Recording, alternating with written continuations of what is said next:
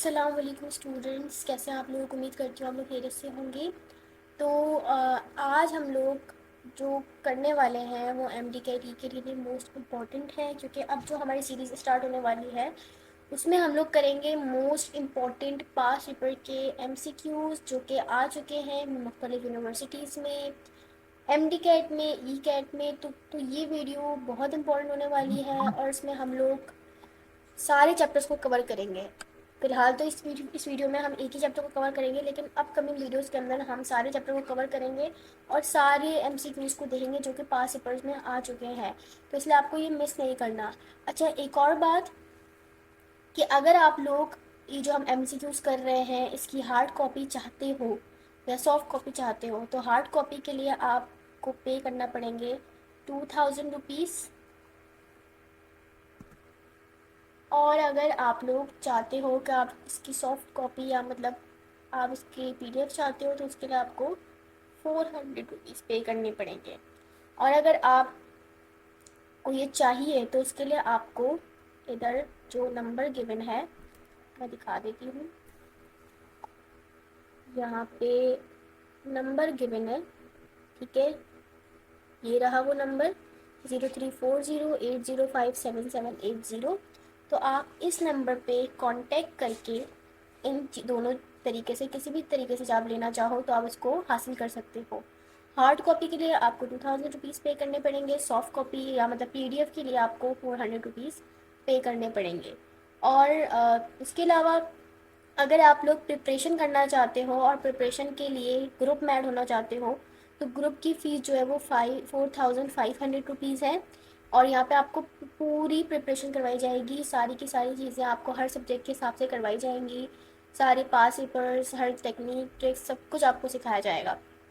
पूरी प्रॉपर इसकी जब तैयारी होती है तो आप ग्रुप में ऐड हो सकते हो 4500 रुपीज़ देकर, और उसमें आपको ये फ्री मिलेगी। जस्ट आपको 500 रुपीज़ और पे करने होंगे तो आपको ये वापस इसको मतलब आपको पूरा इसका पीडीएफ बिल्कुल फ्री में मिल जाएगा और हार्ड कॉपी भी आपको मिल जाएगी। अच्छा, एक और बात कि जो एमसीक्यूज़ हम कर रहे हैं ये इन सारी बुक्स में मौजूद हैं, ठीक है। तो आप अपने हिसाब के जो भी आपको जिस भी चीज़ की आप तैयारी कर रहे हो, ई कैट के लिए, एम डी कैट के लिए, या आप कराची यूनिवर्सिटी के लिए जहाँ के लिए भी तैयारी कर रहे हो, तो उसके हिसाब से आप कोई भी ले सकते हो और आपको आपके अकॉर्डिंग, आपकी प्रिपरेशन के अकॉर्डिंग एमसीक्यू से मिल जाएंगे और पूरी तैयारी भी हो जाएगी। तो यहाँ पे सारी डिटेल मौजूद है, आप इस पर फर्दर कांटेक्ट करके मज़ीद डिटेल्स हासिल कर सकते हो, ठीक है। तो ये थोड़ा सा मैंने आप लोगों को गाइड कर दिया है, तो आप चाहो तो ले सकते हो और पूरी आपको तैयारी करवाई जाएगी। चलो बिना टाइम वेस्ट करे हम आते हैं अपने एमसीक्यूज़ पे, ठीक है। तो पहले तो हम लोग स्टार्ट करने लगे हैं फर्स्ट ईयर से, और फर्स्ट ईयर का चैप्टर नंबर 1 हम लोग करने लगे हैं जिसका नाम है स्टेशियोमेट्री। ये तो बहुत कॉमन है, हम लोग देखते हुए आ रहे हैं। तो स्टार्ट करते हैं। तो पहला है what is the molar mass of H2O। H2O का मोलर मास आई थिंक हम सबको ही पता होता है, कैलकुलेट करने की भी ज़रूरत नहीं है इसको, लेकिन फिर भी हाइड्रोजन का 1 होता है तो 1 × 2, और ऑक्सीजन का 16 होता है प्लस 16, तो 1 × 2 प्लस 16 18, तो 18 ग्राम पर मोल इसका मोलर मास हो गया, ठीक है। अच्छा, मैं वापस से गाइड कर रही हूँ आप लोगों को, यहाँ पे मैंने हर जगह इस पिक्चर को अटैच कर दिया है तो आप बहुत इजीली कांटेक्ट कर सकते हो। दूसरा हमारे पास है which of the following is the balance equation for the combustion of methane. सबसे पहले तो मीथेन का फॉर्मूला लिखा हुआ है CH4। कंबशन का मतलब क्या होता है कि मीथेन का O2 के साथ, ऑक्सीजन के साथ रिएक्शन हो रहा होगा लाजमी तौर पे, ठीक है। तो यहाँ पे अब आपको देखना है कि कहाँ पे हमारी इक्वेशन बैलेंस हो रही है। तो देखो यहाँ पे कार्बन 1 है, हाइड्रोजन 4 है, यहाँ पे हाइड्रोजन 2 है, तो ये वाली तो गलत है। यहाँ पे कार्बन 1 है क्योंकि दोनों तरफ देखो, दोनों चीज़ें बैलेंस होनी चाहिए। यहाँ पे कार्बन 1 है, यहाँ पे कार्बन 1 है, यहाँ पे हाइड्रोजन 4 है, यहाँ पे भी हाइड्रोजन 4 है, यहाँ पे ऑक्सीजन 4 है, और यहाँ पे भी 2 ये ऑक्सीजन 2 ये, तो मतलब हमारा ऑप्शन नंबर बी करेक्ट होगा। अभी तक तो देखने में हमें आसान लग रहे हैं, लेकिन आगे चलने के साथ साथ मुश्किल होते जाएंगे। क्वेश्चन नंबर 3 है how many moles of oxygen are required to completely react with 2 moles of hydrogen। सबसे पहले तो इसकी इक्वेशन लिखो, H2 प्लस O2 एरो और H2O बनता है। अब मुझे अगर इसको बैलेंस करना है तो बैलेंस करने के लिए मुझे दिख रहा है कि यहाँ पे मेरा ऑक्सीजन बैलेंस नहीं है, तो मुझे यहाँ पे 2 लगाना पड़ेगा, जिसकी वजह से हाइड्रोजन 4 हो गए, तो हाइड्रोजन के लिए भी यहाँ पे 2 लगाना पड़ेगा।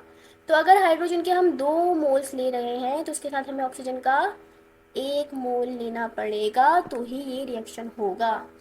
आई थिंक इसकी थिकनेस में थोड़ी सी बढ़ा दूँ ताकि और क्लियरली विजिबल हो जाए। हल्की सी थिकनेस और बढ़ा दूँ, ठीक है। तो ये बात हो गई। इसके बाद क्वेश्चन नंबर 4 है, what is the empirical formula of a compound that contains 40% sulphur and 60% oxygen by mass. Atomic masses में गिवन है। सबसे पहले तो देखो, आपको जो परसेंटेजेस दी हुई है ना, इसको एक तरीके से आप कंसिडर कर लो कि ये मास है, ठीक है। 40 मास या 40 ग्राम जो है वो सल्फर दिया हुआ है और हमें 60 ग्राम ऑक्सीजन दिया हुआ है। तो जब हमें ये गिवन है तो हम क्या कर सकते हैं, इससे हमें मास गिवन है, मोलर मास हमें पता है, तो हम इससे मोल्स निकाल सकते हैं। तो अगर मैं सल्फ़र की बात करूँ, सल्फ़र का मास मैं कंसिडर करूँ कि मुझे 40 गिवन है और सल्फ़र का जो मोलर मास होता है ये गिवन है 32, तो 32 इसको आप कैलकुलेट करोगे तो 1.25 के करीब आपके पास आंसर आ जाएगा। उसके बाद ऑक्सीजन पर आता है। ऑक्सीजन का कितना दिया हुआ है, 60 दिया हुआ है, हम कंसिडर कर रहे हैं। और ऑक्सीजन का मोलर मास कितना होता है, 16 होता है, ठीक है। इनको कैलकुलेट करेंगे तो ऑलमोस्ट 3.75 हमारे पास क्या आ जाएगा, आंसर आ जाएगा। अब अगर आप इन दोनों को देखो, इन दोनों को डिवाइड करके भी देखोगे तो आपके पास 1:3 का रेशियो आएगा, ठीक है। यानी कि दोनों को डिवाइड करोगे ना, यानी कि 1.25 को डिवाइड बाय 3.75 करोगे तो आपके पास आंसर आएगा 3। तो 1:3 का ये रेशो बन रहा है। या फिर आप वैसे भी कर सकते हो कि जो लीस्ट मोल रेशो निकालते हैं कि जिसका रेशो सबसे कम है उसको दोनों से डिवाइड करवा दो। जैसे कि सल्फ़र के लिए, अगर मैं सल्फ़र के लिए निकालना चाहूँ तो सल्फ़र का मोल रेशो है 1.25 और लीस्ट मोल रेशो भी इन दोनों में से यही है, तो डिवाइड बाय 1.25। उसके अलावा ऑक्सीजन, अब उसको कैंसिल करोगे तो सल्फर आ रहा है 1। ऑक्सीजन के लिए भी यही काम करो, ऑक्सीजन का कितना है 3.75 है और डिवाइडेड बाय 1.25 लीस्ट है, सबसे छोटा है, उसको कैंसिल करोगे तो 3 आएगा। तो 1:3 का रेशो वैसे भी निकल रहा है, वैसे भी डिवाइड करके भी निकाल सकते हो डायरेक्टली भी और इनडायरेक्टली भी कर सकते हो।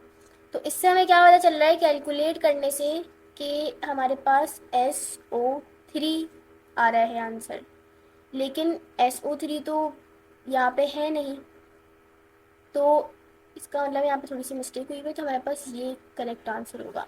कैलकुलेट करने से हमारे पास ये आंसर आ रहा है, सही है। इस सवाल में क्या कह रहा है, how many grams of CO2 are produce from the complete combustion of 44 gram of propane. तो यहाँ पे प्रोपेन का मास गिवन है हमें 44 ग्राम, जो कि प्रोपेन का 1 मोल के बराबर होता है। इसका जो मोलर मास होता है वो भी 44 ग्राम ही होता है। हमें यहाँ पे इक्वेशन तो नहीं गिवन, तो हमें खुद से ही अंदाजे लगाने पड़ेंगे। तो C3H8 है और हमसे बोल रहा है कि भाई ये बना रहा है CO2, इससे बन रहा होगा। तो बताओ कि कितना CO2 बनेगा अगर ये 44 ग्राम है। अगर C3H8 का अगर मोलर मास निकालें तो वो भी 44 ही आता है, तो मतलब ये इसके 1 मोल की बात हो रही है। यानी कि यहाँ पे C3H8 का 1 मोल है और ये CO2 बना रहा है।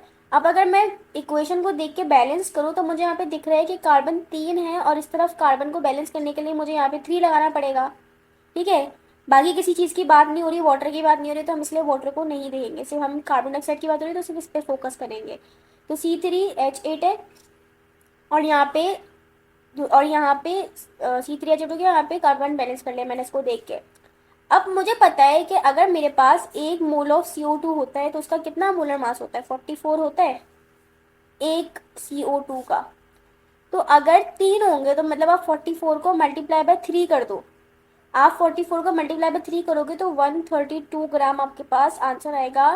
तो उसका मतलब ये है कि 1 ग्राम कह रही हूँ, 1 मोल C3H8 यूज़ करेंगे तो हमें 132 ग्राम CO2 मिलेगा। तो उसका करेक्ट ऑप्शन ये हो जाएगा, सही है। तो ये बात हो गई। क्वेश्चन नंबर 6 पर आ जाते हैं। इसमें क्या कह रहा है, in a chemical reaction the substance that is completely consume and limit the amount of product form is called the. तो देखो, लिमिट कर देता है, कोई रिएक्शन हो रहा है उसके दौरान आपकी कोई चीज़ लिमिट हो गई, यानी कि वो रुक गया, उसकी वजह से रिएक्शन, उसने रिएक्शन को लिमिट कर दिया, महदूद कर दिया, तो वो चीज़ क्या कहलाती है, स्टेशनोमेट्री में बहुत ज़्यादा इसके बारे में पढ़ते हैं हम लोग, वो चीज़ कहलाती है लिमिटिंग रिएक्टेंट। ठीक है, फॉर एग्जाम्पल मैंने H2 लिया और O2 लिया और H2O बना। अब एक पॉइंट पे क्या हुआ कि हाइड्रोजन खत्म हो गया रिएक्शन के दौरान, सिर्फ ऑक्सीजन बचा। तो क्या सिर्फ ऑक्सीजन से हम H2O बना सकते हैं? नहीं बना सकते। तो जिसकी वजह से क्या होगा, ये रिएक्शन स्टॉप हो जाएगा। तो जो चीज़ खत्म हो जाए, उसकी वजह से रिएक्शन स्टॉप हो जाए, वो चीज़ कहलाती है लिमिटिंग रिएक्टेंट। अच्छा, क्वेश्चन नंबर 7, इसको थोड़ा सा मैं कर लूँ। ओके, इसमें क्या कह रहा है, how many moles of NaOH are needed to neutralise 1 mole of H2SO4। पहली चीज़ तो क्या कि आप लोगों को ये पता होना चाहिए कि इसकी इक्वेशन क्या होती है। H2SO4 NaOH के साथ रिएक्शन कर रहा है, मतलब ये न्यूट्रलाइजेशन रिएक्शन होगा। तो इसकी इक्वेशन क्या होगी, H2SO4 का NaOH के साथ रिएक्शन करवा रहा है। ये है बेस, ये है एसिड। जब एसिड और बेस का रिएक्शन होता है तो सॉल्ट एंड वाटर बनता है। इसका डबल डिस्प्लेसमेंट रिएक्शन करवा दो। यहाँ पे हाइड्रोजन पॉजिटिव होता है, SO4 नेगेटिव होता है, यहाँ पे सोडियम पॉजिटिव होता है और OH नेगेटिव होता है। तो सोडियम लग जाएगा SO4 के साथ और ये Na2SO4 बना लेगा। और साथ ही साथ क्योंकि सॉल्ट बनता है, ये हमारा सॉल्ट हो गया, ठीक है, सोडियम सल्फेट, उसके साथ साथ वाटर बनेगा तो H2O बनेगा। ठीक है, अब बैलेंस करना पड़ेगा हमें। बैलेंस करने के लिए मुझे दिख रहा है कि यहाँ पे Na2SO4 बन रहा है, क्योंकि SO4 की वैलेंसी क्या होती है, 2, जो कि Na के नीचे आ गई। तो उसके लिए मुझे बैलेंस करने के लिए 2 लगाना पड़ेगा। यहाँ पे 2 लगाया तो हाइड्रोजन बैलेंस करने के लिए हाइड्रोजन 4 हो गए, तो यहाँ पे 2 लगाना पड़ेगा, तो ये बैलेंस हो जाएगा हमारे पास। ऑक्सीजन भी बैलेंस हो जाएगा। अब क्या बोल रहा है कि how many moles of NaOH are needed to neutralise 1 mole of H2SO4। तो मुझे दिख रहा है कि अगर H2SO4 का 1 मोल है तो NaOH का 2 मोल की मुझे ज़रूरत होगी रिएक्शन करवाने के लिए। क्वेश्चन नंबर 8 है। क्वेश्चन नंबर 8 में कह रहा है if 2 moles of A react with 3 moles of B to form 1 mole of C, what is the stoichiometric coefficient of B in the balance equation। अच्छा जी, अगर 2 मोल्स ऑफ ए रिएक्ट कर रहा है 3 moles of B और बन रहा है 1 mole of सी, तो कोफिशिएंट ऑफ बी क्या है, ये जो नंबर लगा हुआ होता है ये कोफिशिएंट कहलाता है, तो 3 कोफिशिएंट हो जाएगा। क्वेश्चन नंबर 9 है, what is the volume of hydrogen gas at STP is produce when the 1 mole of zinc react with hydrochloric acid according to the reaction. Equation मुझे गिवन है, बोल रहा है कि STP पे हाइड्रोजन गैस कितनी release होगी। तो मुझे दिख रहा है कि इस इक्वेशन में हाइड्रोजन गैस का 1 ही मोल बन रहा है और 1 मोल ऑफ हाइड्रोजन का STP पे क्या वॉल्यूम होता है, ये हमें पता है कि 22.4 लीटर वॉल्यूम होता है, जो कि ये है। तो STP पे 1 मोल का 2 मोल होते ना, तो इसका डबल कर देती मैं। ठीक है, और इसका फॉर्मूला भी आप लोगों को पता है, number of moles equals to volume divided by 22.4। ये होता है STP पे जब आपको वॉल्यूम निकालना हो किसी भी गैस का। अब हाइड्रोजन का मोल मुझे 1 गिवन है, तो मैं इसको मल्टीप्लाई करवा दूंगी। 22.4 को 2 होते तो मैं 2 मोल से मल्टीप्लाई करवा देती, एंड सो ऑन, इसी तरीके से। तो इक्वेशन में 1 ही मोल है, तो हम उसी के हिसाब से काम करेंगे। अगर कोई ऐसी इक्वेशन होती है जहाँ पे 2 मोल्स का होता है तो फिर हम उसके हिसाब से काम करते हैं। क्वेश्चन नंबर 10 है, which of the following represent Avogadro number. तो एवोगैड्रो नंबर क्या होता है, 6.02 exponent 23। Option number B correct हो जाएगा। 10 हो गया जी। अच्छा, अब 11 पर आ जाते हैं। What is the molecular formula of a compound with empirical formula CH2 and a molar mass of 56 ग्राम पर मोल। अब 56 ग्राम पर मोल, पहली चीज़ तो है कि आपको कैलकुलेट कर लो इन चारों में से जिसका भी मोलर मास 56 ग्राम पर मोल है उसका क्या आंसर आ जाएगा, उसका करेक्ट आंसर यही होगा। अब इधर देखें तो C2 है, यानी कि 12 मल्टीप्लाई बाय 2 कितना होता है, 24 प्लस 4 कितना होता है, 28। तो नहीं, ये नहीं हो सकता, 56 नहीं बन रहा। C3H6 का भी हम ऊपर देख कर आए, 44 प्रोपेन का 44 होता है, ये भी नहीं हो रहा। C4H8 का देखते हैं, 12 मल्टीप्लाई बाय 4, तो और फिर प्लस करवा देते हैं इसमें, तो ये हो गया हमारा 48 और 4। 48 और 4 कितना होता है, सॉरी 48 और प्लस 8, 48 और 8 हमारे पास 56 होता है। तो यानी कि ऑप्शन नंबर सी हमारा करेक्ट हो जाएगा। 12 में क्या कह रहा है, how many moles of NaCl are produced from 2 moles of Na react with 2 moles of Cl2। अच्छा, एक बात, इक्वेशन को अगर मैं देखूँ तो Na प्लस Cl2 का रिएक्शन होता है, देखिए Cl क्या है, डायटोमिक गैस है, तो कभी भी Cl अकेला नहीं होता, और इन दोनों का रिएक्शन होगा तो हमारे पास NaCl बनता है। ठीक है, क्लोरीन क्योंकि यहाँ पे दो है तो बैलेंस करने के लिए यहाँ पे 2 लगाना पड़ता है, जिसकी वजह से सोडियम के साथ भी 2 लगाना पड़ता है। तो कभी भी 2 मोल्स ऑफ Na का 2 मोल्स ऑफ Cl2 के साथ रिएक्शन हो ही नहीं सकता। सोडियम हमेशा एक चाहिए होगा, मतलब सोडियम Na की फॉर्म में होगा, Cl2, अगर ये मैं दो दो ले लूँ, फॉर एग्जाम्पल मैं 2 Na लूँ और 2 ही Cl2 लूँ और NaCl बन रहा है, क्या ये बैलेंस हो सकती है इक्वेशन? हो ही नहीं सकती, क्योंकि अगर मैं Na को बैलेंस करने के लिए 2 लगाऊंगी तो क्लोरीन अनबैलेंस रह जाएगा। क्लोरीन के साथ अगर यहाँ पे मैं लगा दूँ, क्लोरीन को बैलेंस करने के लिए मैं यहाँ पे 4 लगाऊंगी तो सोडियम ज़्यादा हो जाएगा, तो दो दो कभी हो ही नहीं सकता रिएक्शन। ठीक है, तो इसके लिए मुझे इन दोनों के मोल्स को डिफरेंट लेना पड़ेगा। सोडियम के 2 मोल्स होते हैं और क्लोरीन का 1 मोल होता है, तो क्या लिखा हुआ है कि कितने मोल्स ऑफ, अगर 2 मोल ऑफ Na और Cl2 का 1 मोल लें, यहाँ पे 2 नहीं 1 होना चाहिए, तो हमारे पास 2 मोल्स ऑफ NaCl बनेंगे, जैसे कि ये इक्वेशन हमें दिखा रही है।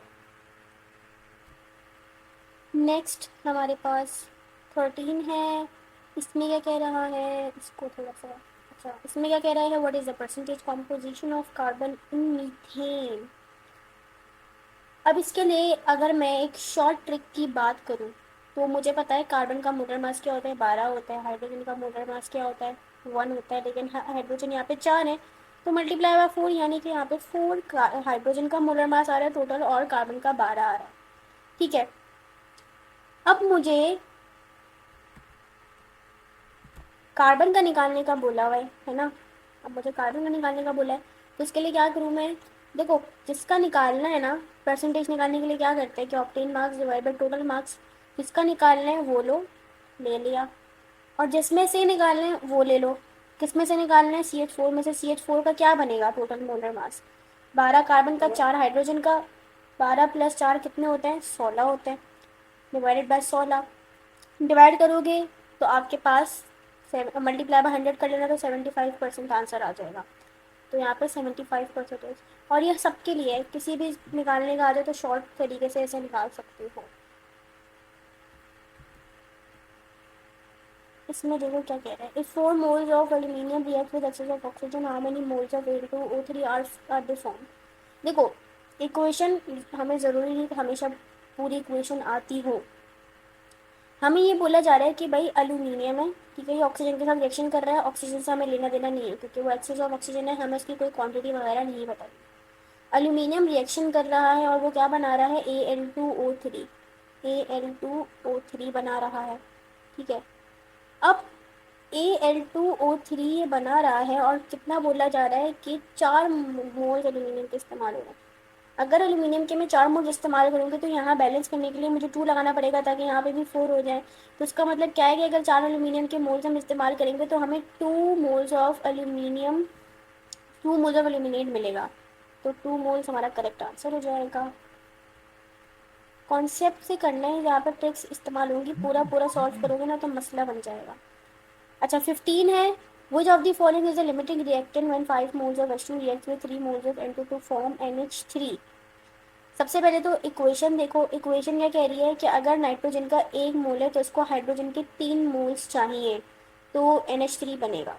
सवाल में क्या बोला गया है कि अगर 5 मोल्स हाइड्रोजन है और 3 मोल्स N2 है, अगर 5H2 है और कितना बोला है, 3N2 है, तो NH3 बनाने के लिए नाइट्रोजन, देखो नाइट्रोजन को अगर आप, मेन इक्वेशन क्या है, मेन इक्वेशन ये है N2 प्लस 3H2 और 2NH3।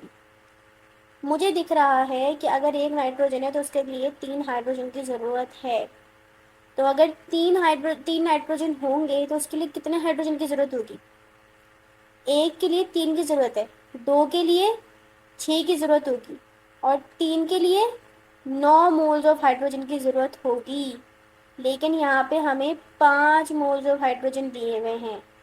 3 के साथ हमें 9 हाइड्रोजन चाहिए, लेकिन यहाँ पे 5 दिए हुए, तो यहाँ पे हमारा लिमिटिंग रिएक्टेंट क्या हो गया, हाइड्रोजन हो गया। पूरा सॉल्व भी नहीं करना पड़ा, वरना फर्स्ट टाइम आप लोग क्या करते हो, पूरा सॉल्व करना पड़ता है। 16 है, what is the theoretical rate of CO2 when 2 moles of C2H6 combust completely, और हमें रिएक्शन भी गिवन है। CO2 निकालना है, अगर हम 2 मोल्स ऑफ C2H8, अच्छा देखो आप 2 मोल्स ऑफ C2H8 हमें दिख रहा है कि 4 मोल्स ऑफ CO2 बना रहे हैं, ठीक है, तो क्लियरली विजिबल ही है हमें कि अगर 2 मोल्स ऑफ C2H6 ले रहे हैं तो 4 मोल्स ऑफ CO2 बन रहा है, तो 4 मोल्स ऑफ CO2 हमें मिलेंगे। ऐसा ही कुछ लिमिटिंग रिएक्टेंट का जो भी ऊपर किया उससे मिलता जुलता है। If 10 gram of Na2CO3 reacts with 10 gram of HCl, what is the limiting reactant.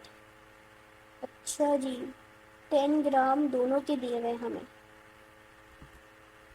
देखो यहाँ पे हमें क्योंकि मास गिवन है तो कोई मसले वाली बात नहीं है। मुझे दिख रहा है कि अगर मैं एक Na2CO3 ले रही हूँ तो मुझे 2 HCl चाहिए। मतलब अगर मैं एक एस्टिमेट लगाऊं कि अगर 10 ग्राम मैं इसका ले रही हूँ तो उसके मुकाबले में 20 ग्राम मुझे HCl का ज़रूरी होगा ये बनाने के लिए। तो इसका मतलब क्या हुआ, इसका मतलब ये हुआ कि जो HCl है ये मेरा लिमिटिंग रिएक्टेंट है, ये कम है, ये 20 ग्राम होना चाहिए था, तो HCl से लिमिटिंग रिएक्टेंट। उसके बाद 18 है, how many grams of H2 are produce when 2 gram of Na reacts with excess water. तो 2 ग्राम्स Na दिया हुआ है, वाटर को एक्सेस रखा हुआ है तो उसकी ज़रूरत नहीं है, तो बोला जा रहा है कि हाइड्रोजन कितना बनेगा। इक्वेशन कहती है कि अगर 2 Na हैं तो एक हमें हाइड्रोजन मिलेगा। Na का अगर मोलर मास निकालें तो 2 Na का कितना बनेगा, 46 ग्राम बनेगा 2 Na का, और हाइड्रोजन का कितना बनेगा, 2 ग्राम बनेगा। लेकिन देखो 46 ग्राम तो हमें नहीं बोला सवाल में, हमें बोला है कि 2 ग्राम है। अगर मुझे 46 को 2 करना है तो पहले मुझे इसको 1 करना पड़ेगा। अगर मैं किसी भी नंबर को 1 में कन्वर्ट कर लूँ तो 1 को फिर मैं कोई भी नंबर बना सकती हूँ उस नंबर से मल्टीप्लाई करवा के। तो 46 को 1 करने के लिए मैं 46 को 46 से ही डिवाइड करवा दूँगी। मैथ्स का रूल है, साइड करवा रहे तो साइड भी करवाना पड़ेगा, तो 2 को भी मैं 46 से डिवाइड करवाऊँगी। तो ये हो जाएगा 1, ठीक है, कैंसिल होकर ये 1 हो जाएगा, 1 ग्राम हो जाएगा। और इसको कैलकुलेट आप लोग कर लेना जो भी आंसर आएगा। फिर उसके बाद अब मुझे 1 नहीं, मुझे 2 ग्राम चाहिए, तो मैं 1 को मल्टीप्लाई बाय 2 कर दूंगी तो ये 2 ग्राम हो जाएगा।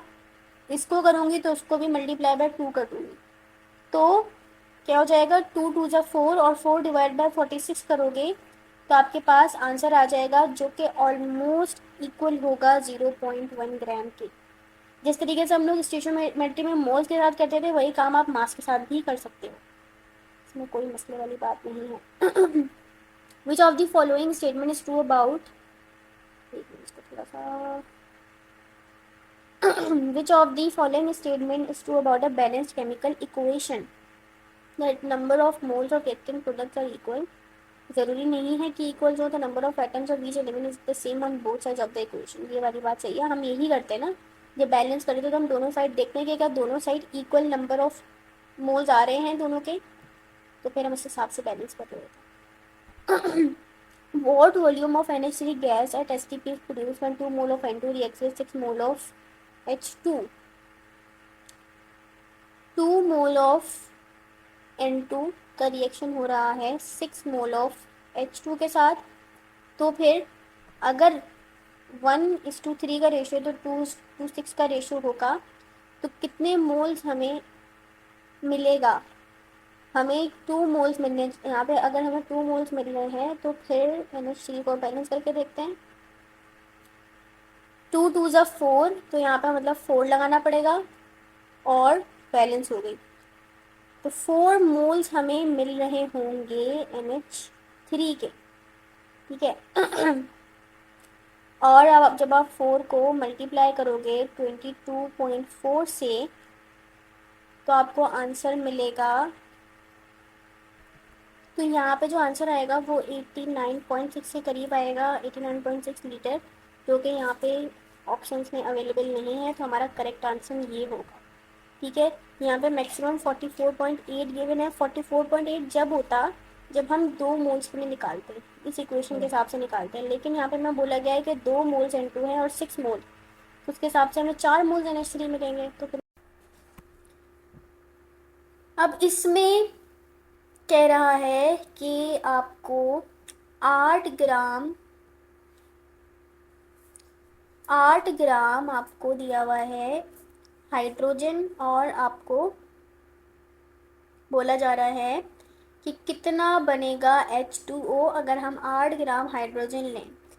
इक्वेशन क्या कह रही है? इक्वेशन कह रही है कि हाइड्रोजन अगर मैं 2 ग्राम ले रही हूँ, हाइड्रोजन का मोलर मास, एक मिनट की थिकनेस थोड़ी सी कम कर लूँ। हाइड्रोजन का मोलर मास क्या होता है?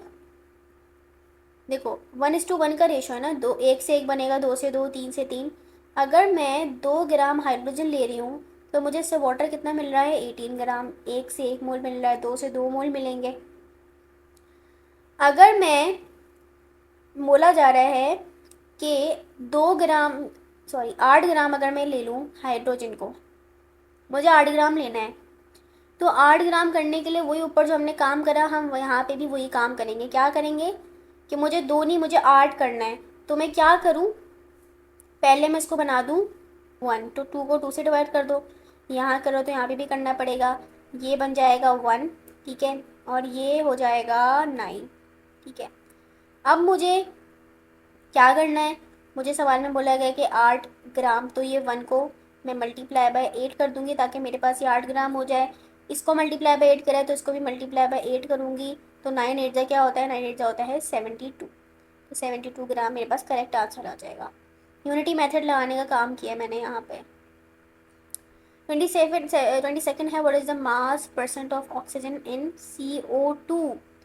अब देखो यहाँ पे हमें वही वाला काम करना है। CO2 का मोलर मास क्या होता है? 44। ऑक्सीजन का मोलर मास क्या होता है? ऑक्सीजन का होता है 16। लेकिन चूंकि हमारे पास ऑक्सीजन O2 फॉर्म में होती है तो हम यहाँ पे मल्टीप्लाई बाय 2 करेंगे तो ये 32 हो जाएगा, ठीक है। O2 का निकालना, वैसे यहाँ पे देखो O2 की फॉर्म में ही ऑक्सीजन पाया जा रहा है, तो वही काम है कि ऑक्सीजन का निकालना है, तो ऑक्सीजन का ऊपर रखो, डिवाइडेड बाय जो टोटल है 44, उसमें से डिवाइड करो, मल्टीप्लाई बाय 100 करोगे तो तकरीबन 72% आपके पास आंसर आएगा। 23 है, what is the empirical formula of a compound that contains 4.8 gram of carbon, 0.6 gram of hydrogen and 3.2 gram of oxygen. अब यहाँ पे सबसे पहले तो हमें सबके मासेस गिवन है, तो हम क्या करेंगे, मास को मोल्स में कन्वर्ट कर लेंगे। कार्बन का सबसे पहले बात करते हैं, तो कार्बन का मास दिया हुआ है 4.8 और कार्बन का मोलर मास होता है 12। इसको सॉल्व करेंगे तो हमारे पास 0.4 मोल्स आंसर आ जाएगा। उसके बाद कार्बन के बाद हाइड्रोजन के ऊपर आते हैं। हाइड्रोजन का मास हमें 0.6 दिया हुआ है, इसका मोलर मास 1 होता है। इसको सॉल्व करेंगे तो 0.6 ही आंसर आएगा। उसके बाद ऑक्सीजन की बात करते हैं। ऑक्सीजन का मास हमें 3.2 दिया हुआ है, इसका मोलर मास 16 होता है, तो इसको सॉल्व करेंगे तो 0.2 आ जाएगा। अब इसके बाद हम जब मोल्स निकाल लेते हैं तो हम निकालते हैं सिंपलेस्ट मोल रेशो, यानी कि जिसका सबसे कम मोल्स हैं उसको सबसे मल्टीप्लाई करवा देंगे। अब कार्बन की बात करें, कार्बन का है 0.4 मोल्स, और इन तीनों में से 0.4, 0.6 और 0.2 में से सबसे छोटा 0.2 है, तो 0.2 से डिवाइड कर देंगे। हाइड्रोजन के लिए इसका 0.6 है, इसको भी 0.2 से डिवाइड कर देंगे। तीनों को हम सबसे छोटे वाले मोल से डिवाइड करेंगे, और ऑक्सीजन को 0.2 है तो 0.2 से ही डिवाइड कर देंगे। कार्बन के लिए जब सॉल्व करोगे, इसको सॉल्व करोगे तो 2 आंसर आ जाएगा, यहाँ पे सॉल्व करोगे तो 3 आंसर आएगा, और ऑक्सीजन के लिए सॉल्व करोगे तो 1 आंसर आएगा।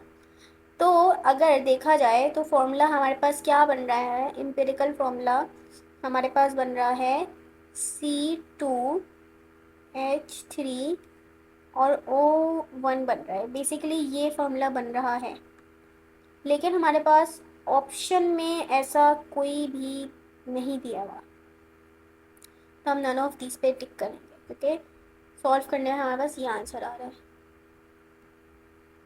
सही है। तो नीचे चलते हैं नेक्स्ट एमसीक्यूज पे। How many moles of oxygen gas are needed to react with 4 moles of aluminium in the reaction. अच्छा, अगर 4 मोल्स ऑफ एल्यूमिनियम है तो हमें दिख रहा है कि 3 मोल्स ऑफ ऑक्सीजन हमें चाहिए होंगे, तो यहाँ पे 3 मोल्स करेक्ट आंसर हो जाएगा। उसके बाद है what is the molar mass of CaNO3 2। तो इसका मोलर मास निकालने के लिए 40 कैल्शियम का है, ठीक है, प्लस नाइट्रोजन, और बाहर 2 लगा हुआ है ब्रैकेट के, नाइट्रोजन का होता है 14 मल्टीप्लाई बाय 2, फिर प्लस ऑक्सीजन पर आएंगे। ऑक्सीजन का 3 2 यहाँ पे 6 है, तो 16 मल्टीप्लाई बाय 6 हो जाएगा। इसको कैलकुलेट करेंगे तो 164 आंसर हमारे पास निकल कर आएगा। 26 है, इन the reaction N2 plus 3H2 और 2NH3 बन रहा है, what is the mole ratio of H2 और NH3। तो यहाँ पे हमें दिख रहा है कि हाइड्रोजन 3 है और नाइट्रोजन ऐसा सॉरी हाइड्रोजन और NH3 का बोला है, तो हाइड्रोजन 3 है और NH3 जो है वो 2 है, तो यहाँ पे हमें दिख रहा है कि 3:2 का रेशो है। 27 है, how many grams of NaOH are required to make 1 litre of 2M solution. तो उसके लिए हम एक फॉर्मूला यूज़ करते हैं मोलैरिटी का, ठीक है, जो क्या कहता है कि नंबर ऑफ मोल्स को डिवाइड करवा दो वॉल्यूम के साथ।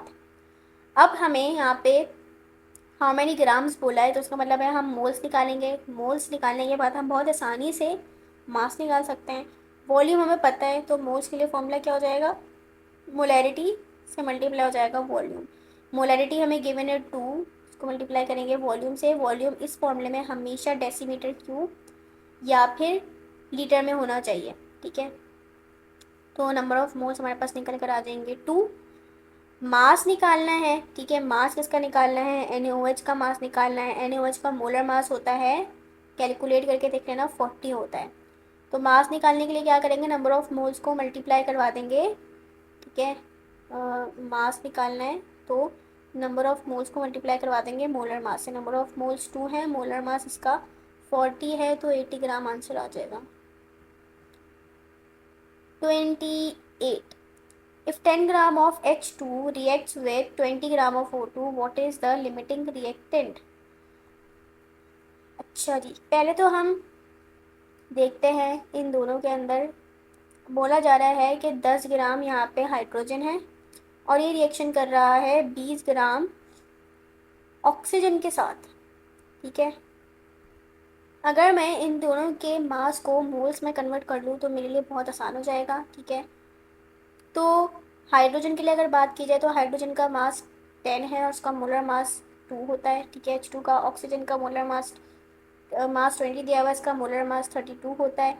हाइड्रोजन के लिए सॉल्व करेंगे तो हमें 5 मोल्स मिलेंगे, इसके लिए सॉल्व करेंगे तो हमें ऑलमोस्ट 0.62 मोल्स हमें देखने को मिलेंगे। अब आओ, इक्वेशन क्या कहती है कि ऑक्सीजन और हाइड्रोजन के बीच में 2:1 का रेशो है, 2:1 का रेशो है। मतलब अगर ऑक्सीजन के कितने मोल्स हैं, ऑक्सीजन के मेरे पास 0.62 मोल्स हैं, तो उसके मुकाबले में हाइड्रोजन के इसके डबल चाहिए होंगे, और उसके डबल कितना होगा, 0.62 का डबल होता है 1.25। लेकिन हमें तो कैलकुलेट करने में पता चला कि हाइड्रोजन के तो 5 मोल्स हमें गिवन है, तो मतलब हाइड्रोजन ज़्यादा होगा और ऑक्सीजन लिमिटिंग रिएक्टेड हो जाएगा।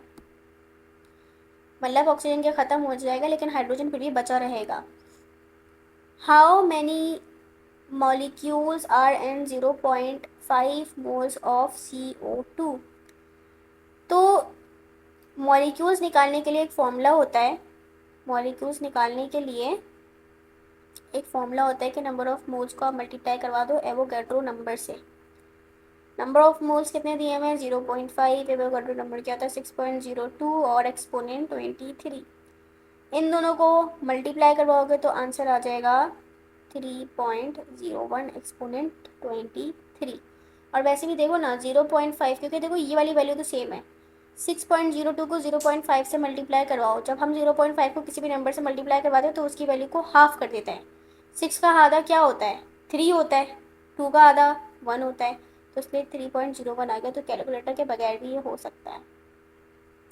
उसकी बात है what volume of 0.5 M HCl is required to completely neutralise 25 ml of 1 m solution. इसके लिए एक फॉर्मूला यूज़ करते थे हम लोग डाइल्यूटेड सॉल्यूशन वाला, M1V1 इक्वल्स टू M2V2। अब यहाँ पे 0.5 m HCl दिया हुआ है, ठीक है, यानी कि एक की मोलैरिटी दी हुई है 0.5, ठीक है, और वॉट वॉल्यूम ऑफ 0.5 यानी कि V1 मुझे निकालना है। HCl का मुझे मोलैरिटी दी हुई है लेकिन वॉल्यूम नहीं गिवन।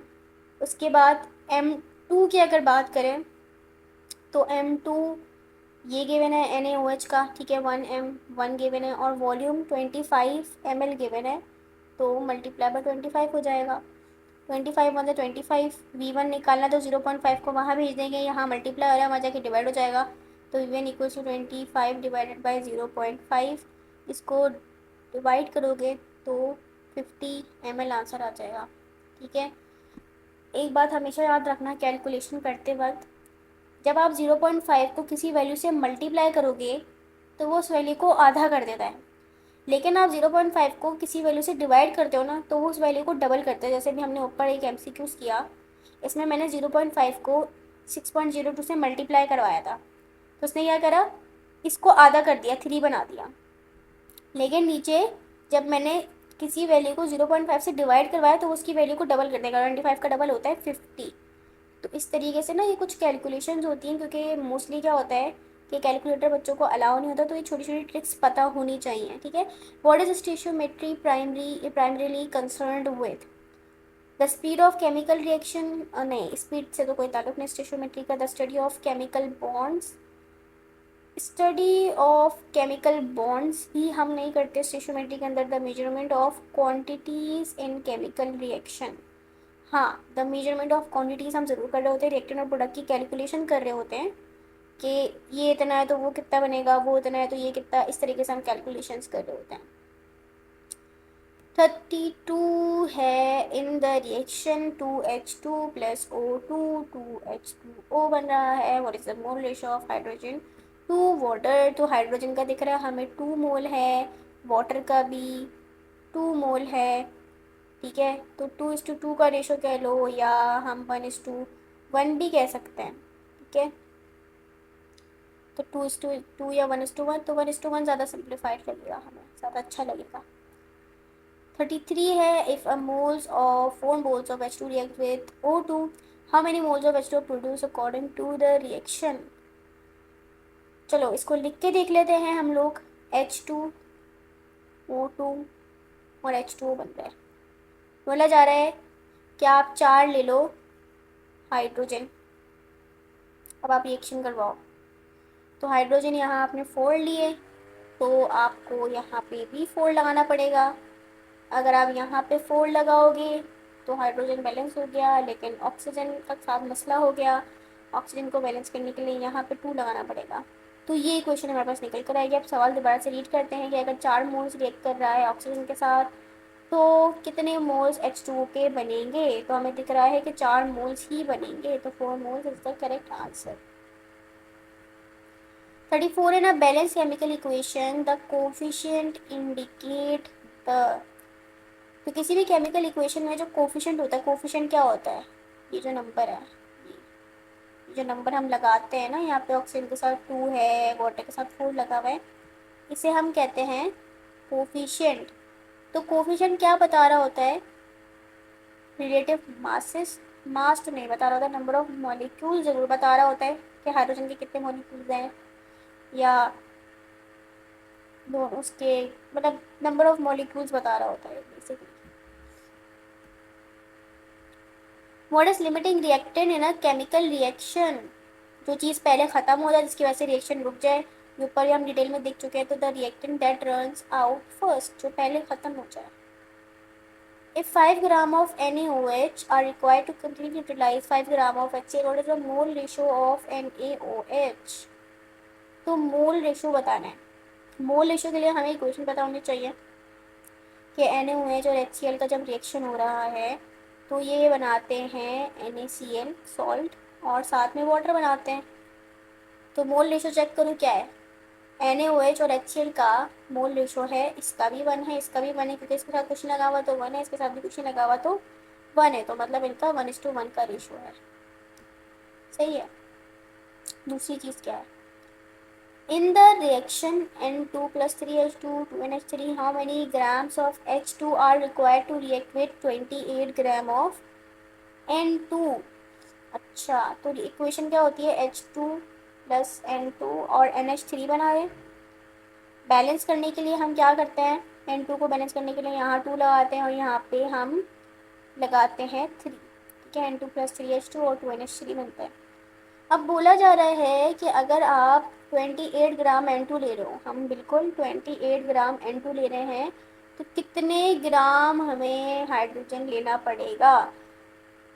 H2 का जो मास होता है वो होता है 2 मोलर मास, और साथ में लगा हुआ है 3, तो 2 × 3 क्या होता है 6, तो 6 ग्राम हम यहाँ पे लेंगे मास। और वैसे भी देखो, मोल्स इसके 3 है, इसका मोलर मास 2 होते हैं, तो आप इस तरीके से भी इसके निकाल सकते हो मास।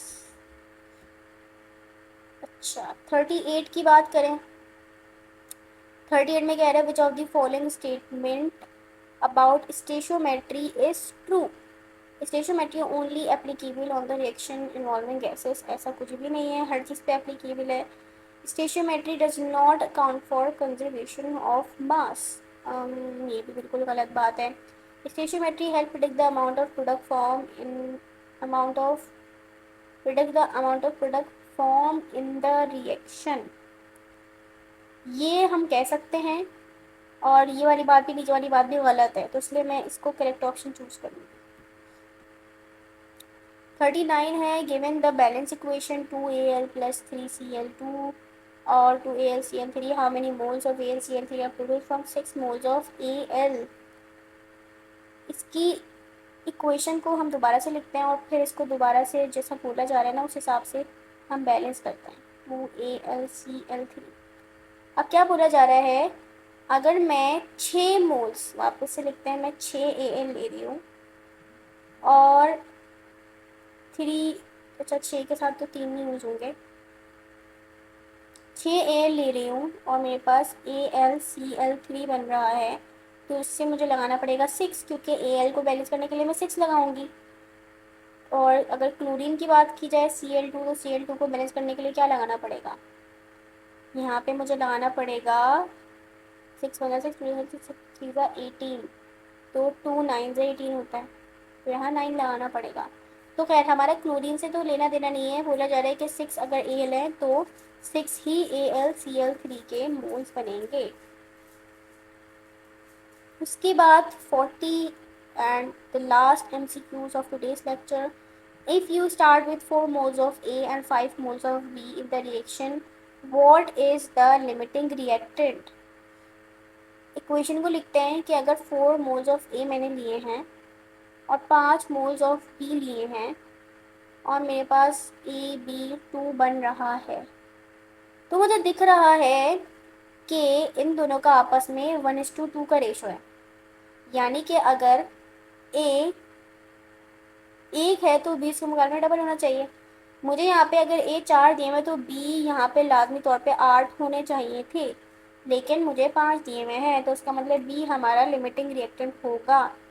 और इसी के साथ हमारे सारे MCQs कंप्लीट हो गए। 40 MCQs थे इस चैप्टर से रिलेटेड, पास पेपर में आए हुए हैं, जो वापस से मैं आपको बता देती हूँ कि ये MCQs इन 6 की 6 बुक्स में ऑलरेडी प्रेजेंट हैं।